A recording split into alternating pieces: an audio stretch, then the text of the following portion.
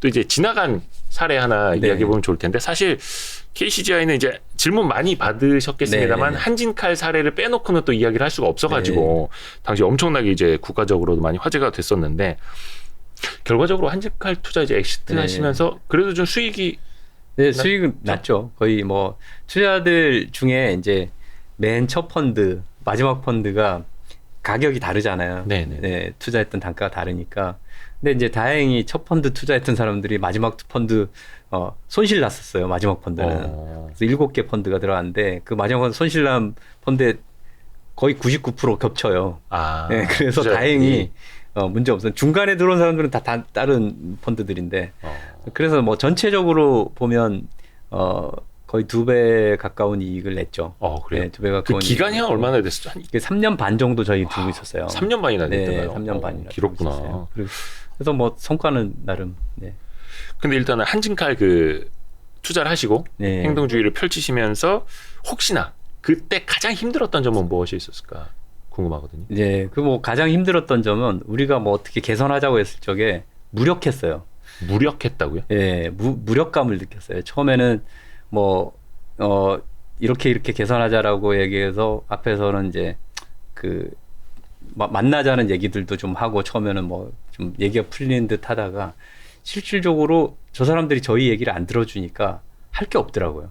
그래서 그게 가장 힘들었던 부분이고 또 이제 아무래도 언론이나 이런 쪽에서 마타도어를 해서라도 저를 비판하고 그럴 수밖에 없고 저희 회사를 뭐 비판하고 그럴 수밖에 없는 그 구조잖아요. 우리나라가 아직은 네. 재벌에 그리고 광고를 쥐고 있는 그런 기업의 편을 들 수밖에 없는 부분이니까 그런 부분에서는 이제 그 일일이 항변할 가치도 없는 정도의 뭐 얘기들을 자꾸 하니까 뭐 이거 언론 나가서 여러 번 얘기해도 작게 실리고 끝나요. 그리고 또 그 얘기를 해요.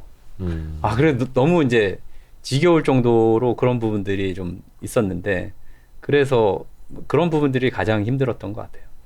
무력감. 네. 근데 그때 네. 우호 지분도 많이 모으셨었잖아요. 네, 결과적으로는 그러니까 처음에 투자했을 때는 좀 그랬는데 그러다 이제 대화가 안 되고 했을 적에 좀 무기력했다가 또 갑자기 막 무슨 삼자연합이니 저희 네. 쪽으로 막 넘어오니까 그 네. 투자한 지 그게 삼자연합 한 게 한 1년 반 정도 돼가지고 한 거예요. 네. 그러니까 그때 당시에는 처음에는 그런 게 일어날 거나 상상도 못하는 그런 상황이었는데 어쨌든 조금 더 이제 그렇게 되니까 비로소 회사도 좀 바뀌려고 하고 힘의 균형이 막 지분율로 막 대등해지니까 비슷해지니까 그다음부터 좀 바뀌려고 하는 것 같았고 특히 이제 제일 힘들 때가 그때 막 비행기를 보잉사 그때 당시에 네. 보잉사 비행기 많이 하늘에서 많이 떨어질 때 네, 그때 막 30대씩 그 주문하는 내용에 이제 MOU를 파리에 가서 에어쇼 가서 막 체결하고 오고 이랬을 적에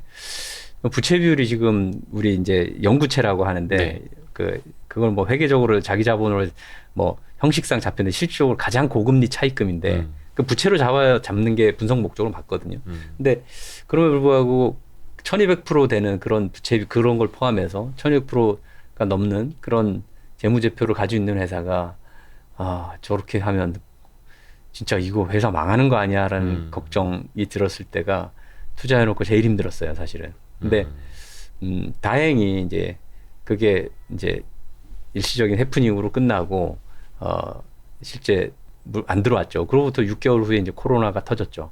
코로나가 그 주문은 다 해놨는데 코로나가 터져버렸으면 굉장히 재무적으로 부담이 됐을 텐데 지금은 이제 그래도 부채 비율도 300% 이내로 저희가 원래 목표했던 부채 비율이 300% 이내로 좀 맞추자라고 주주 제안을 처음에 했었던 거거든요.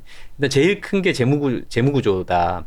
부채 비율이 이렇게 1000% 넘는 회사가 실제로 오랫동안 살아남는 경우는 역사적으로 매우 드물다. 제가 이제 채권 크레딧 애널리스트를 했기 때문에 과거 사례를 보면 그렇다. 그리고 글로벌리 대형 항공사들은 부채 비율이 한 350% 정도 되니까 그거는 좀 안정적으로 가는 게 좋겠다라고 자꾸 제안을 하고 했었던 부분들이 실제 이제 자기 자본도 3조도 안 됐어요. 한 2조 7천억 정도 2019년 말 기준으로 되다가 이제 연결 기준으로 지금 8조가 넘어간 자기 자본에 부채 비율 300% 이내로 떨어지고 또 이익도 많이 나고 뭐 그런 부분에서는 회사가 좋아진 것 같아서 그런 참 다행인 것 같습니다.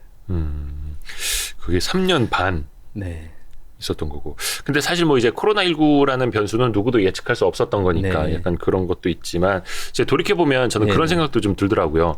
이게 항공은 이제 기간 산업이고 굉장히 네. 이제 나라의 중요한 사업인데 네. 그 저는 이제 예전에 뭐 정부 부처도 많이 출입을 해봐서 아는데 네. 우리나라 관료들이 이 중요한 기간 산업을 사모펀드에 넘겨줄 리가 없다. 저는 그런 생각을 했었거든요, 당시에. 아니, 자본주의에서 예. 정부가 이거를 넘기고 말고를 결정하는 게 아니에요.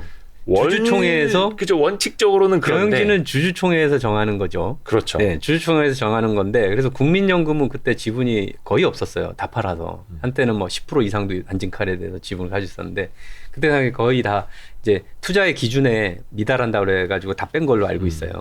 그런 상태고 뭐 5% 이상 안 되면 우리가 주주를 정확하게 알 수가 없으니까. 근데 뭐 미미한 수준의 지분들만 국민연금이 있었던 것 같고 실질적으로 이제 저희가 가장 큰 중간에 위기였던 거가 위기라고 얘기하기 좀 그런데 어차피 처음부터 저희가 경영권을 가질 거라는 생각은 못 했었기 때문에 근데 중간에 한번 저희가 지분이 좀 앞섰던 적이 있거든요. 그게 비해서 한 3% 이상 앞섰던 적이 있는데 그래서 저희는 이게 코로나 와중에 대주주들끼리 싸우는 모습이 좋지 않고 그래서 뭐 그냥 임시주총 소집을 안 하고 이거 뭐 경영진 전면 교체 뭐 이렇게 한번 해볼까 하다가 이제 일단 하고 있었던 터인데 그때 이제 산업은행이 갑자기 들어왔었죠. 그렇죠, 그렇죠. 근데 이제 산업은행 들어와서 이제 아무래도 저쪽 편을 들어주니까 그때 이제 그것이 하나의 변수가 된 거죠. 그러니까 산업은행이 그냥 정부였기 때문에 반대하고 뭐 그런 게 아니라 그냥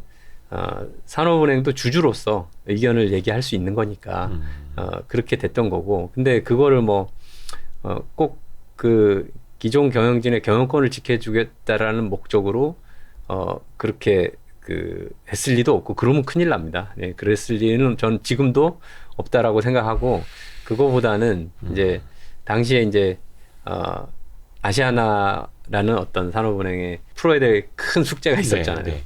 네, 그거를 포함해서 항공산업 전체의 어떤 구조 개편, 예. 요 차원에서 이제 대한항공의 이제 한진칼에 증자하고 대한항공 증자하고 이런 부분들을 주장을 했었던 거고, 근데 이제 저희가 반대했던 거는 돌이켜 보면 그래 뭐든지 할 수 있는데 투자하는 거 내 돈 가지고 투자하는 거에서는 반대를 하지 않는데 다만 이제 기존 경영진한테 기존 주주들한테 증자를 할 때 증자에 대한 우선권을 줘야 되는 거 아니냐.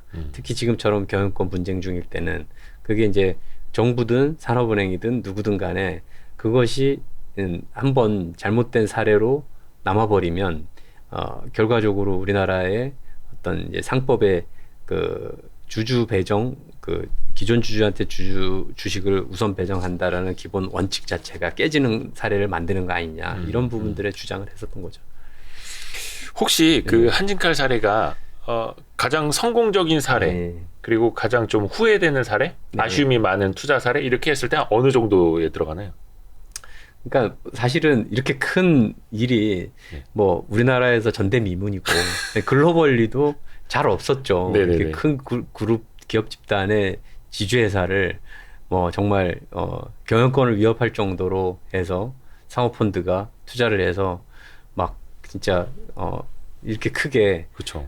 흔들어 놓고 그랬던 사례가 없기 때문에 이걸 뭐 다른 거랑 비교를 하기에는 좀 애매한 것 같아요. 그러니까 어떤 기준으로 보느냐에 따라 다른 것 같고 수익률은 뭐 굉장히 좋죠. 사실은 수익률은 투자 수익률로 보면 이렇게 큰 투자를 했는데 결과적으로 주가 오르고 기업 가치 올랐으니까 기존 주주도 좋은 거고 저희도 결과적으로 좋은 거고 누구도 여기서 손해본 사람은 없어요. 결과 기업이 좋아졌을 적에 그런 거예요, 원래. 아까 제가 모두에 말씀드렸듯이 제가 하고자 하는 것이 그런 거거든요. 누구도 뭐 나쁘게 되는 거는 저는 원치 않아요. 모두가 기업 가치가 개선됐을 적에 모두가 좋잖아요. 그러니까 그 모두가 좋은 방향으로 가자. 그래서 누구 한 사람만 대주주 한 사람만 좋은 방식으로 의사결정을 하지 말고 기업 지배구조 우리가 커플 거버넌스라고 하는 것은 결국은 의사결정의 구조예요. 기업의 의사결정을 어떤 방법으로 하느냐, 누구한테 유리하게 하느냐에 대한 일종의 메커니즘인데 네. 그 메커니즘이 의사결정의 메커니즘이 잘못돼 있으면 블랙박스가 고장나 있으면 그다음부터 나오는 산출물들은 다 인풋을 아무리 좋은 걸 집어넣어도 안 좋게 나올 수밖에 없어요. 그래서 그런 것들을 한번 바꿔보자 이런 거고. 그리고 결과가 이제 모두에게 기업 가치 개선이 되면 그거 싫어할 사람은 쇼친 사람밖에 없을 거예요. 그래서 네, 뭐 저는 그런 관점에서는 좋은 투자였었다고 생각합니다.